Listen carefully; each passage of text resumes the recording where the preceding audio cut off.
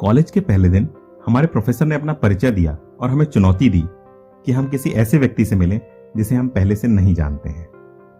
मैं देखने के लिए खड़ा हुआ और कॉलेज के कॉरिडोर में नजर दौड़ाने लगा। तभी एक कोमल हाथ मेरे कंधे को छू गया। मैंने मुड़कर देखा, एक झुर्रीदार चेहरे वाली छोटी कद की बूढ़ी औरत मेरे सामने खड़ी थी। उसके मुस्कुराते चेहरे में बच्चे की सी मासूमियत थी। उसने कहा, हेलो हैंडसम, मेरा नाम रोज है, मैं 87 साल की हूं, क्या मैं तुम्हें एक बार गले लगा सकती हूं? मैं हंसा और उत्साह से जवाब दिया, बेशक। और उसने मुझे अपनी बाहों में जकड़ लिया। आप इतनी कम उम्र में कॉलेज में क्या कर रही हैं? मैंने पूछा। उसने भी मजाक में जवाब दिया, मैं एक अमीर पति ढूंढ रही हूं, शादी करने का विचार है और बच्चों की ख्वाहिश रखती हूं। गंभीरता से मैंने कहा, अरे नहीं। फिर मैंने पूछा, मैं जानने का उत्सुक हूं, इस उम्र में एक कॉलेज स्टूडेंट बनने की चुनौती के लिए आपको क्या प्रेरित करता है? मैंने हमेशा कॉलेज की शिक्षा लेने का सपना देखा था, पर कुछ ना कुछ वजह से ऐसा हो ना पाया, मगर अब हो रहा है, उसने मुझे बताया। क्लास के बाद हम छात्र संघ भवन गए और चॉकलेट मिल्क शेक पिया और हम दोस्त बन गए। अगले 3 महीनों के लिए हर दिन हम एक साथ क्लास छोड़ते और नॉन स्टॉप बातें करते। मैं हमेशा इस टाइम मशीन की बातें हैरान होकर सुनता। वह अपने ज्ञान और अपने अनुभव को मेरे साथ साझा करती। वर्ष के दौरान रोज कैंपस की आइकन बन गई। वह जहां जाती आसानी से दोस्त बना लेती।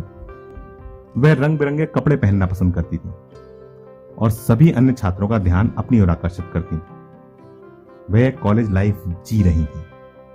सेमेस्टर के अंत में होने वाले फुटबॉल टूर्नामेंट के डिनर पार्टी के दौरान हमने उन्हें बोलने के लिए आमंत्रित किया। वहां उन्होंने जो बातें की वह यादगार हैं।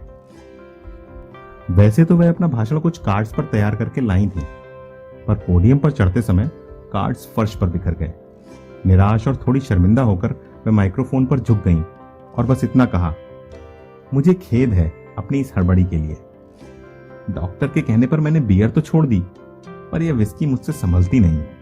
मेरी स्पीच के कार्ड्स तो गिर गए और मैं उसे देखकर पढ़ना भी नहीं चाहती।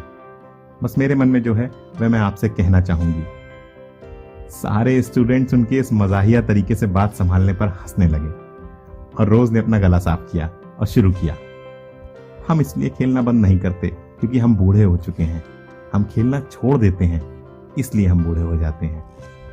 युवा रहने के, खुश रहने के और सफलता प्राप्त करने के मुझे सिर्फ 4 मंत्र पता हैं।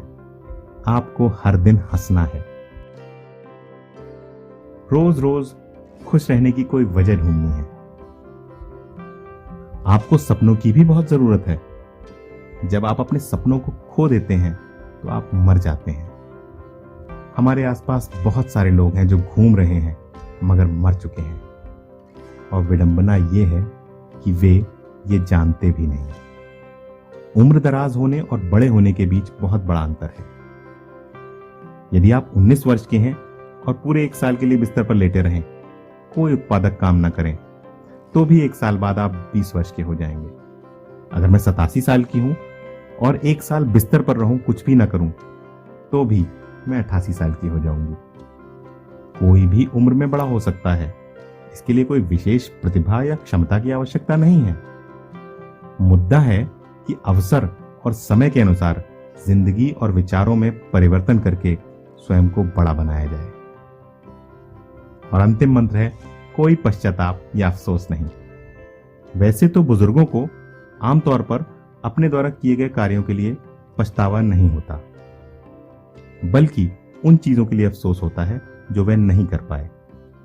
मौत से डरने वाले वही लोग हैं जो इस पछतावे के साथ जीते हैं। और उन्होंने अपना भाषण साहसपूर्वक एक गीत गाकर समाप्त किया। वर्ष के अंत में रोज ने अपनी पहली कॉलेज की डिग्री पूरी कर ली थी। ग्रेजुएशन के 1 सप्ताह बाद रोज चिर शांति की निद्रा में सो गई। 2000 से अधिक कॉलेज के छात्रों ने उनके अंतिम संस्कार में भाग लिया और उस अद्भुत महिला को श्रद्धांजलि देने आए जिन्होंने जीवन का बहुत बड़ा पाठ पढ़ाया कि अगर आप कुछ करना चाहते हैं तो कभी भी बहुत देर नहीं हुई है। आप संभवतः यह आज भी कर सकते हैं अगर चाहें। Remember, growing older is mandatory, growing up is optional. यानी उम्र का बढ़ना अनिवार्य है, पर आपका बढ़ना या बड़े होना आपकी चॉइस है, आपका चुनाव है। हम जो भी प्राप्त करते हैं या लेते हैं उससे हम अपना जीवन जीते हैं, और हम जो कुछ देते हैं उससे हम एक जीवन बनाते हैं।